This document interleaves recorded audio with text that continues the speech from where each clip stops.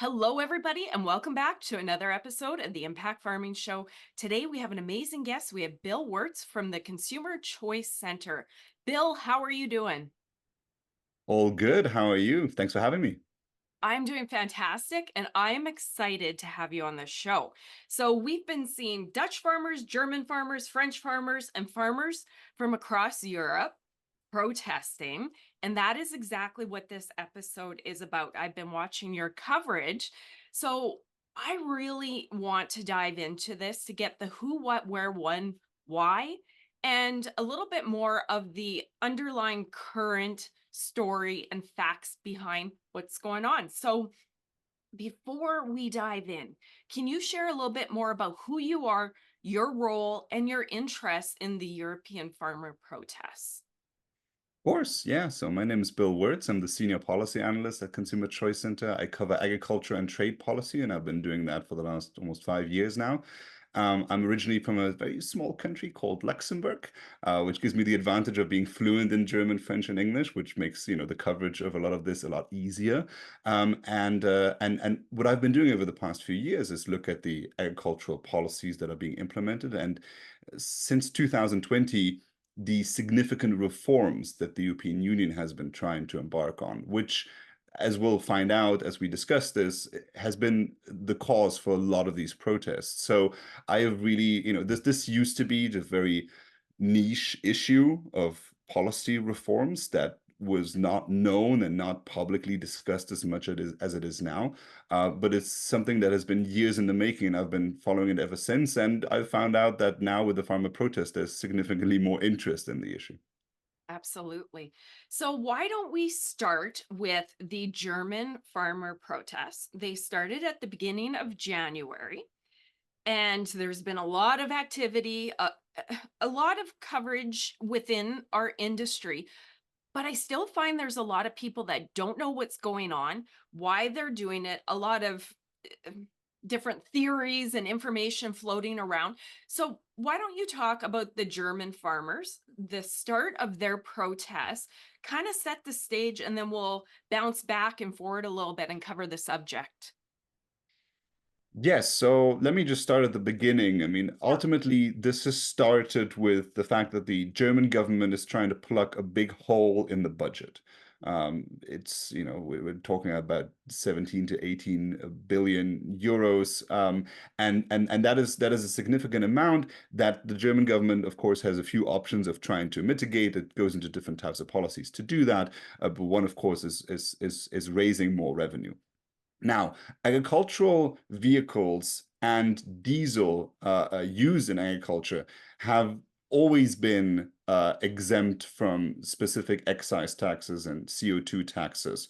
And that is something that the German government suggested to end because it would raise about 1 billion euros each year. So the budget, would at least get somewhat closer. And the idea was to diversify it between different sectors in terms of cutting spending and raising more revenue.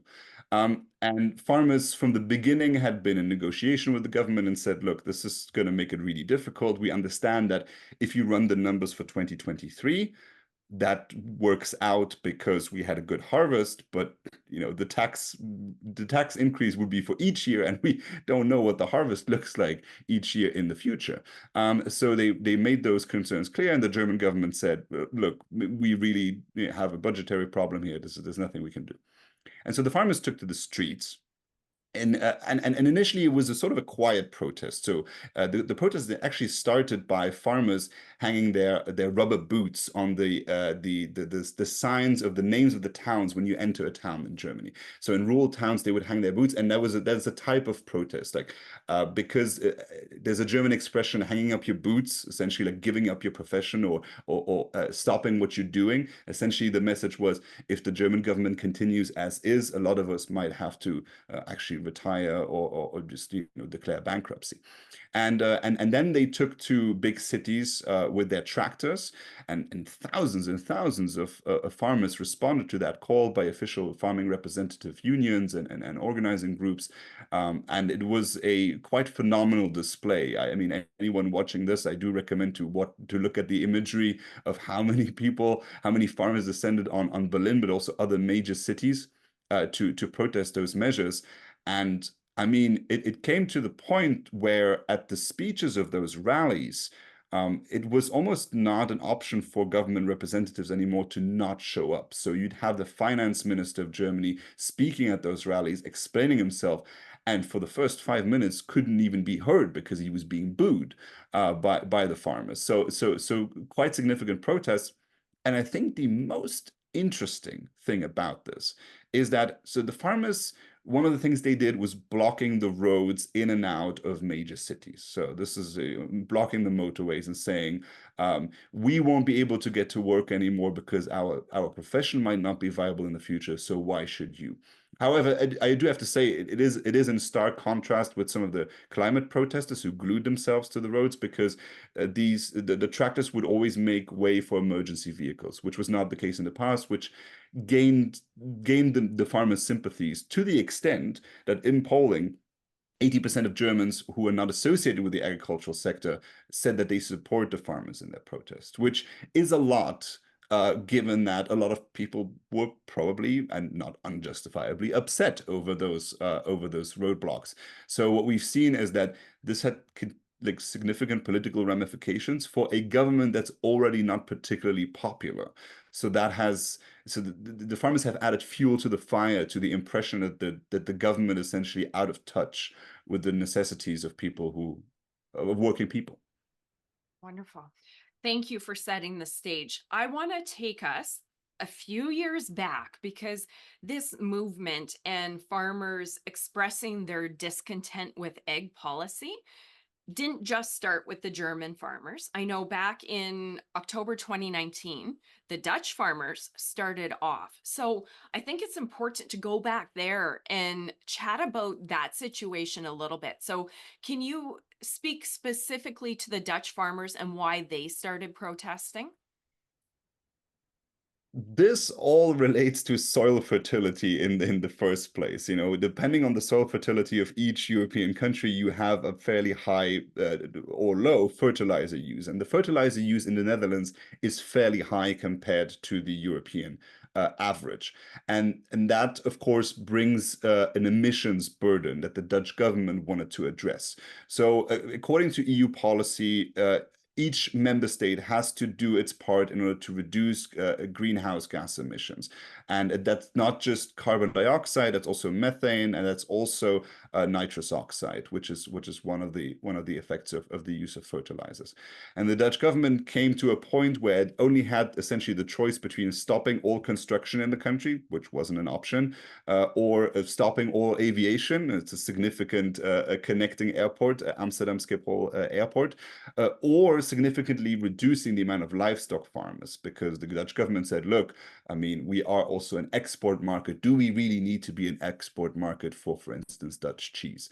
And so it looked at how many farmers would have to stop their profession for us to get closer to the number we're looking for.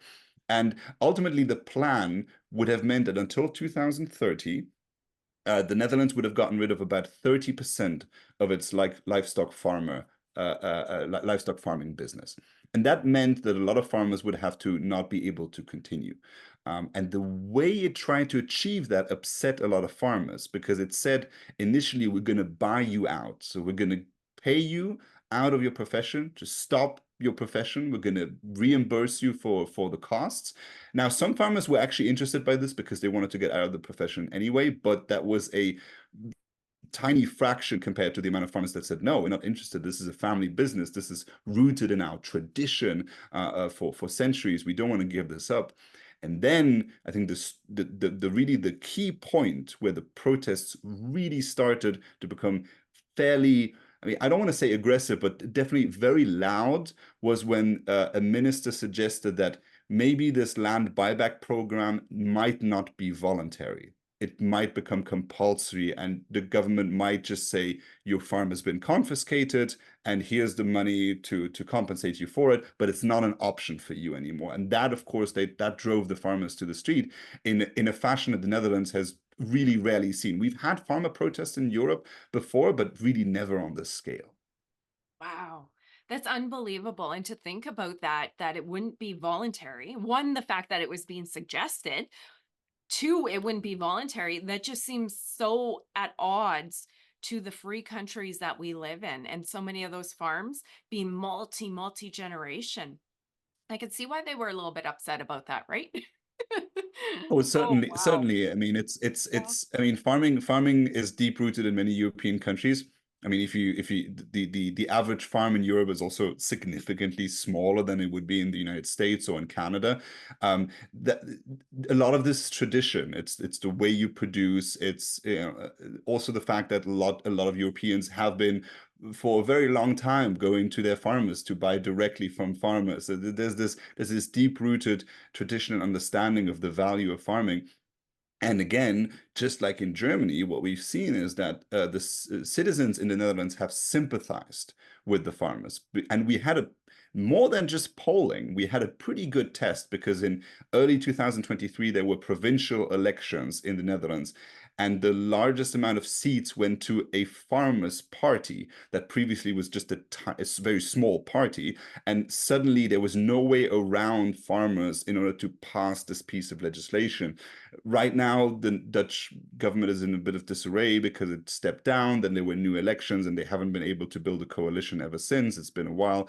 But a Farmers' Party might even be part of the next government coalition, which means that no way goes past farmers in order to pass new environmental regulations. So significant setback. I mean, it's like a lot of people had to resign over this, and you can see there's real political repercussions if you mess with the farmers. Yeah, absolutely. And it's funny, we've seen for so many years, we've done our professions. We've just farmed. Everybody's left us alone. I mean, there's been regulations and changes, yes, but as governments start to make farming more political, farmers really have no choice but to start paying attention and become more political, right?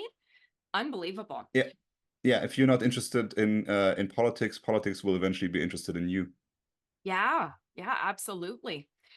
Okay, so the farmers in Germany, as we know, they started January 8th. They dedicated a week to make their protests. And then we quickly seen farmers from other countries join in. France was in there, and I can't remember the exact order of everybody joining, but it's pretty widespread. Are they under different regulations, policies, or is it just a general feeling? So I think that's where I'm glad that in this format we can talk for a bit longer than some of the 4 minute segments I've been sometimes been only able to do on TV because it is fairly complicated and it's not all of them for the same reasons, even though the frustration of policymakers not having listened to farmers is the same, and the fact that EU policy applies to all EU member states in the same way, they do protest for different reasons. So, as we talked about, I mean, it has been fertilizer policy in the Netherlands. It was tax policy on diesel in Germany. In Central and Eastern Europe, it's about wheat imports from Ukraine. Essentially, the argument being right now, in order to support Ukraine, we're going to have free trade with Ukraine and allow wheat imports. But farmers are complaining that Ukraine produces under very different sets of regulatory standards, and thus the grain and wheat is much cheaper compared to what we're used to in many EU member states. And so that is unfair competition, and they've been blocking the border. And then, President Zelensky said it's only 5% that goes through Poland. It's been a lot of back and forth, and it's complicated because a country such as Poland is very supportive of Ukraine, but then also doesn't want to significantly upset the farmers. So that's a very complicated trade question. And in France, it's been a mix of almost everything. I mean, everything from trade policy to the bureaucracy surrounding water reservoirs to retail negotiations. So the French government negotiates with retailers and says, yes, we're doing something about inflation. We're going to bring prices of food down, but then the retailers cut corners by essentially, I mean, reducing what they pay farmers. And they say, well, sorry, the government told us to reduce food prices, and you're the ones that have to pay. Um, this whole pretense like, oh, we can make food cheaper, but nobody has to pay any money for it, right? That has been going on quite a bit since we've had our cost of living crisis following significant government spending during COVID, and that has increased prices across the continent, and now farmers are the ones that have to carry that burden and say this is just simply not doable anymore. Now, farmers have also directed that anger not just towards the French government, but also directly towards the retailers. So we've seen supermarket chains and fast food chains being broken into and vandalized. French protests have traditionally been a lot more violent than other protests. I mean, you can really call this tradition in France. It's just, clashes with police, violent clashes, and so on. So there's a lot of different reasons, but we see protests now in almost every single EU member state. And the complaints are, can we make a living next year, depending on what the harvest is like? What is the regulatory framework? Because we're not even talking about the regulation that is out there right now. I mean, the EU had been planning on a pesticide cut, for instance, of 50%. That used to be under consideration 80%. They had to scale that down, and that meant for many farmers that there was even the question of what are our yields going to be. Now, just to give you an example, in 2020, most of the sugar beet farmers in France were about to go bankrupt because they had to deal with insects that they had no protection against, because the European Union has banned the use of neonicotinoids, insecticides, and there was no alternative. So suddenly, sugar beet had to be imported to France when it used to be an exporting country for that for that crop. So I mean, it's been years in the making. I don't think this is suddenly an inspiration like, oh, the Germans were successful with their protest, let's start this as well. This has been brewing. I think what it has done is shown that farm politics is way more difficult to navigate for politicians than they initially thought. They can't just thread the needle in one direction or the other to try and make up for a deficit in the budget. It is way more complicated, and they're messing with the food system in a way that has not just farmers riled up, but also citizens sympathizing with farmers. Wow. Okay, great explanation. So, throughout your description of the different countries and their concerns and their protests, there seems to be a common thread. And here in North America, I'm in Canada, we see, for the most part, the writing on the wall. And it didn't start last night or yesterday, like you said. They've been working on some policy that would affect farmers for years. But it really seems that the Green New Deal, I think I've heard you speak of it that way. It really seems that farmers, agriculture land is hot on politicians' minds. So, can you speak to the government? And really, it seems maybe if we're delayed here in North America, it seems like a worldwide concern and very aggressive environmental goals on each of these country and their government policies. Can you speak to that? Yes, so in Europe, it's called the European Green Deal. It's inspired by the concept of a Green New Deal that was initially an idea from the United States. It was really taken as, as such also in Europe. And agriculture is a big part of that. So agriculture makes up for a not insignificant amount of carbon dioxide emissions. That is the reality. One of those reasons, by the way, in Europe is because there's very little, compared to North America, very little no-till farming practices. So, if you have a lot of crop rotation, what you do is you release those carbon dioxide emissions into the atmosphere. So that is also part of the conversation. But then it's also much higher fertilizer use, and also the fact that by virtue of the farms being smaller, sort of the efficiency and the maximization of efficient resource use is just not the same as it is in North America. I mean, the farms are very small by comparison, and there has been very little consolidation in that sense in Europe. So that's part of the sort of the justifiable identification of the problem. Now, politicians have been trying to make it out as if farmers are causing this problem and they could do better. So one of the conversations in Germany, for instance, was that they said, oh, why don't you just use electric tractors? You wouldn't be, you wouldn't be polluting as much if you just used electric tractors. Missing the fact that an electric tractor, it costs about double than a conventional one, and also that Germany has the highest electricity prices in all of Europe, and it wouldn't, that electricity then also wouldn't be with a tax advantage, tax write-off in the same way that diesel currently is. So this would continuously increase the production costs for farmers. You sometimes see an environment minister like testing out an electric tractor, but it's cute as a prototype, but it doesn't really resonate with the actual needs of farmers. So you see a lot of these policies not really listening to farmers and being very idealistic about sort of the policy goals. So just to give like this pesticide reduction by 50%, I asked policymakers in Brussels, where does this number come from? Why are we cutting it in half? And what is it actually supposed to achieve? Where does that number come from? It's like, well, it's 50%.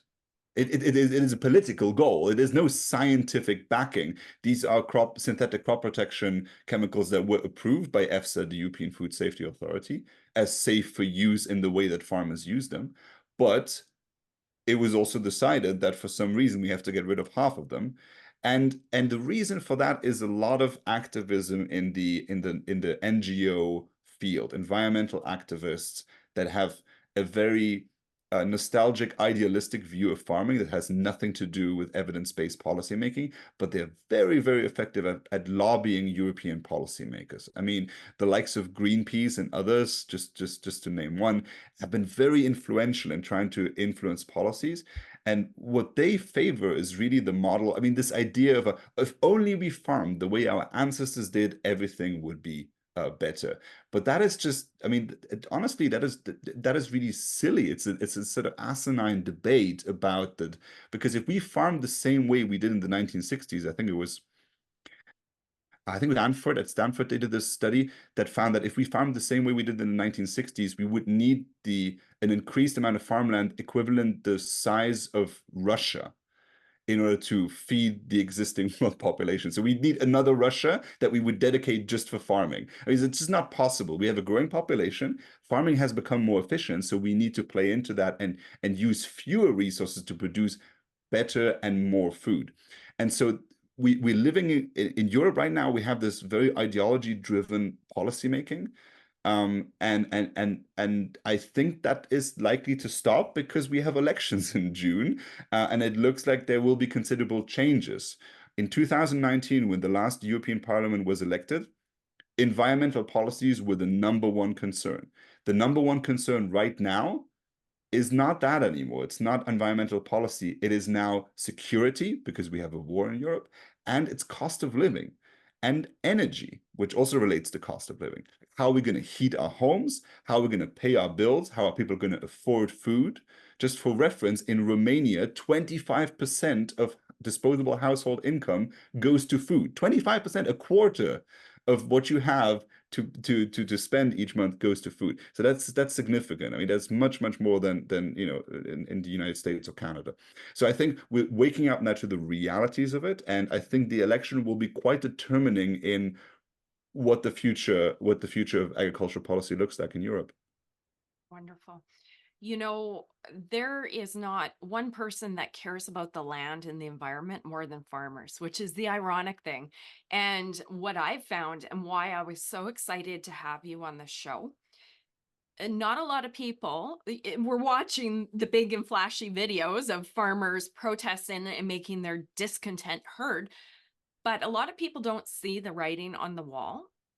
I'm fortunate to go to government meetings, industry meetings, and quietly behind closed doors here in Canada, there's a lot of talk about sustainability, ESGs, climate, all of that stuff, which is right across the world. And I was likely out of 500 people, the only farmer in there. Farmers aren't invited. And the unfortunate part, of course, we want to do our part and we're always working to do better, right, Bill? But the unfortunate part is, I would say very few of those people actually have a boots on the ground understanding about farming. And there was a huge disconnect. They said, we need to reduce our nitrous oxide in Canada by 30%. That was floated around and kind of hush hush, still talked about. And then they proceeded to say the ways they can do it. But farmers are against it, and we don't know how they'll be able to survive. And it'll likely be subsidies and maybe carbon credits. We don't know, and we don't understand why farmers are against this. And I'm seeing they're going, oh my goodness, the bulk the bulk of the people in there have such a disconnect. So to me, it's scary as a farmer and for our North America industry. That is why I wanted you here to really walk through the nuances of what's going on in Europe, because the same ideas and policies are being floated around here, carbon tax. And I think we would all be well off to look at Europe and go, what's going on? Is that coming here in full force? So you've shared a lot of great information. We've covered all the different countries and the nuances, the Green New Deal. Sorry, that's the wrong word. We've touched on North America. Do you want to share some parting words? I'm going to do a two-part question here. Some parting words for North American farmers and maybe just what to be paying attention to, thoughts. And then last, do you think the farmers are correct to be taking these actions? Because some people that are paying attention are going, that's wrong. They're wrecking property. They don't need to be doing this. So I want to hear your thoughts on that. Right. I'll start off with the first part. You mentioned something very important, which is the questions of subsidies, and I think this keeps coming up, and it's been one of the strongest rebukes to many of the protests, where columnists, people in media, politicians respond and say, yes, but you are essentially just welfare queens. You receive direct payments through the Common Agricultural Policy. Look at the amount of money that we spend on farming each year. Why are you complaining that you have to pay a little bit more?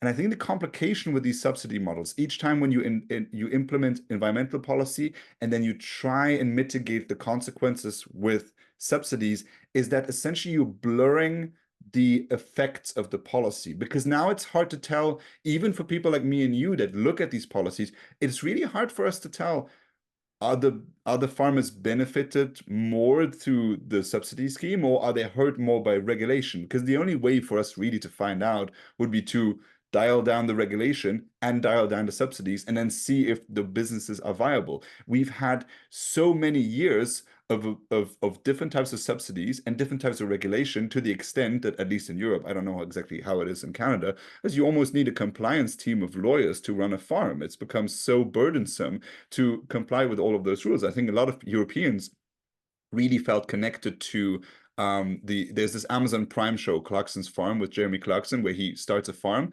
And like a lot of people were just unaware how complicated it is to not just do the actual work, but to also comply with all of those local government rules, and how close are you to the forest, and oh yes, you want to create a pond for insects so you can access the subsidy, but it has to be this specific size. And it's so over-regulated, so bureaucratized, that I think it's really important to pay attention to how do these measures value, like, square up against each other, and can we really make concrete statements anymore? And I think if the government goes out and says agriculture is the problem, they're being subsidized, they shouldn't complain, it's like, well, yes, but there's burdensome regulation as well that weighs on farmers. So I think it's good to keep all those aspects in, because otherwise we're just arguing in silos against each other. And I think it's important to really keep the overview on what makes this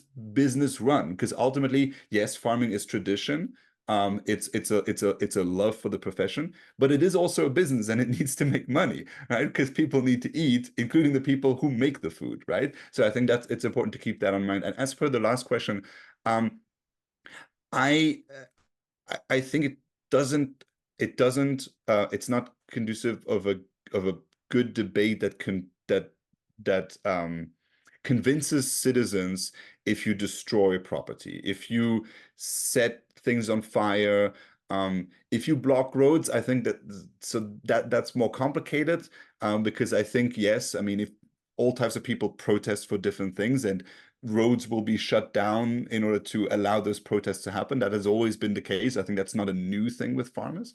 I think it's important that if farmers protest, that they do it the right way, that they make sure law enforcement is aware, and also distance themselves from radical elements within those protests, because that only harms the movement. I think some politicians in Germany try to cast the grievances of farmers aside by calling them far right, because a couple of far right people integrated those protests. I think if you're a representative of those organizations that organize protests, is to make sure to say we are apolitical, we're non-partisan, we don't want to be looped in with people that don't share our values.